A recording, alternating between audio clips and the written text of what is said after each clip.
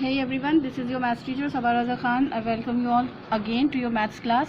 Today we are starting our exercise 3.2 and the topic we are gonna cover in today's class is existence of solution in linear equations of two variables. Means in this topic we are gonna find out the solution, the number of solution of linear equations which are in two variables. Let us consider for this. इसके लिए सबसे पहले हम consider करते हैं हमारी two linear equations. Let us consider two linear equations.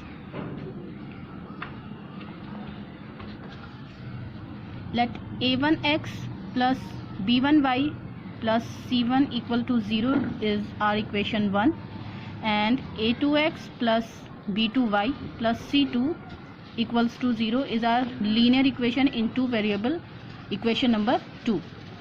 So I'm gonna write down some cases. You need to just concentrate on them. Case first. As you can see that a1, b1 and c1 are the coefficients, or we can say constant. X and y are variables. So if a1 upon a2 is not equal to b1 upon b2, the value of a1 upon the value of a2 is not equal to the value of b1 upon the value of b2, then the conclusion says that these two lines are intersecting each other. Lines intersect each other means when two lines intersect each other they have unique, और we can say only one solution. अगर दो linear equations, दो variable की linear equations आपको given हैं और उनके x coefficient का रेशियो वाई कोफिशिएंट के रेशियो के इक्वल नहीं है, then the lines will be intersecting each other. तो वो दोनों लाइंस एक दूसरे को इंटरसेक्ट करेंगी और जब वो दोनों लाइंस इंटरसेक्ट करती हैं तो उनका सिर्फ और सिर्फ एक ही यूनिक सॉल्यूशन होता है. यूनिक सॉल्यूशन मीन उनका सिर्फ और सिर्फ एक ही सॉल्यूशन होगा, कोई दूसरा सॉल्यूशन नहीं होगा. आपको ध्यान रखना है बच्चों, जब भी कभी a1 upon a2 b1 upon b2 के इक्वल नहीं होगा तब लाइंस हमेशा इंटरसेक्ट करेंगे एक दूसरे को and they have only one solution. उनके पास सिर्फ और सिर्फ एक ही सॉल्यूशन होगा. Now we are moving on case number 2.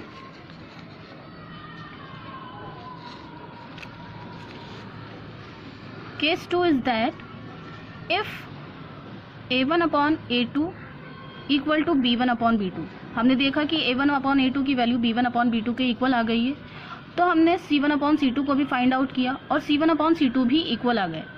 जब आपने देखा कि a1 upon a2 b1 upon b2 c1 upon c2 तीनों वैल्यूज एक दूसरे के इक्वल हैं, तब हमारा कंक्लूजन निकलेगा कि लाइंस एक दूसरे के कोइंसिडेंट हैं. Lines are coincident. Coincident means if I am drawing this line A B, तो इसकी coincident line C D same to same इसके ऊपर होगी. यानी कि you can find out where is A B and where is C D. दोनों एक दूसरे के ऊपर हैं. मीन्स इफ मेरा हाथ यहाँ रखा हुआ है और अगर मैं अपना दूसरा हाथ भी इसके ऊपर रख दूँ, मीन्स मेरे दोनों हाथ एक दूसरे को कोइंसाइड कर रहे हैं. यानी कि एक चीज़ दूसरी चीज़ को पूरी तरह से कवर कर ले तो वो कोइंसिडेंट कहलाता है. It means if a1 upon a2 equal to b1 upon b2 equal to c1 upon c2 you have find it out, then the two lines are coincident. दोनों लाइंस कोइंसिडेंट होंगी और इनके बहुत सारे इनफाइनाइटली मैनी सॉल्यूशंस होंगे. इनका solution यहाँ भी हो सकता है, यहाँ हो सकता है, यहाँ हो सकता है, यहाँ हो सकता है, यहाँ हो सकता है, और भी बहुत सारे इनके सॉल्यूशन हो सकते हैं. तो we can conclude that they have infinitely many solution. इनके पास बहुत सारे सॉल्यूशंस. यानी कि केस 1 में भी सॉल्यूशन है, केस 2 में भी सॉल्यूशन है. केस 1 में सिर्फ और सिर्फ एक ही सॉल्यूशन है, केस 2 में बहुत सारे सॉल्यूशन है. Now we are moving on case number 3. If you find it out that a1 is equal to b1 upon b2, but when you find it out c1 upon c2 is not equal. a1 upon a2 equal to b1 upon b2, but c1 upon c2 is not equal. then the conclusion will be is the lines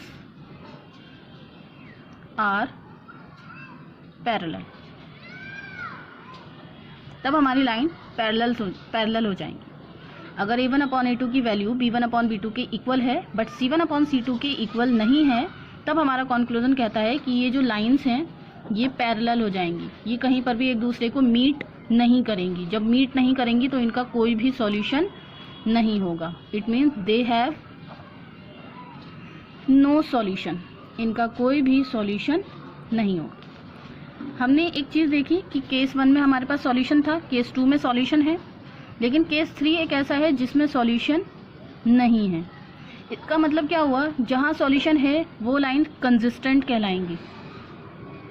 in lines को, जिन lines का solution होता है वो lines consistent lines कहलाती हैं. ये भी हमारी कंसिस्टेंट हो जाएगी. बट जहाँ हमें कोई सॉल्यूशन नहीं मिलेगा उन्हें हम कहते हैं इनकंसिस्टेंट. जहाँ हमारे पास सॉल्यूशन है वो लाइंस कंसिस्टेंट और जिनके पास सॉल्यूशन नहीं है वो लाइंस इनकंसिस्टेंट. इस चीज़ को बहुत ध्यान से समझ के रखना है. When you get a1 upon a2 not equal to b1 upon b2, तब आपको c1 अपॉन c2 के पास नहीं जाना है. यहीं पर आपका सॉल्यूशन हो जाता है कि lines are intersecting each other and they have only one solution. Second, when you found a1 upon a2 equal to b1 upon b2, then you have to move on to c1 upon c2. आप c1 upon c2 को भी find out करेंगे. जब आपने देखा कि c1 upon c2 की value भी इक्वल आई है, it means lines are coincident, mean वो एक दूसरे के ऊपर हैं and they have infinitely many solution. Third, when you found a1 upon a2 equal to b1 upon b2, but c1 upon c2 find out करने पर आपको पता लगा कि c1 अपॉन c2 की वैल्यू इनके इक्वल नहीं है, तब आप कंक्लूजन निकालेंगे कि lines are parallel. Lines parallel हैं जो कहीं पर भी एक दूसरे को मीट नहीं कर रही हैं, means they have no solution. So this was our topic of the day.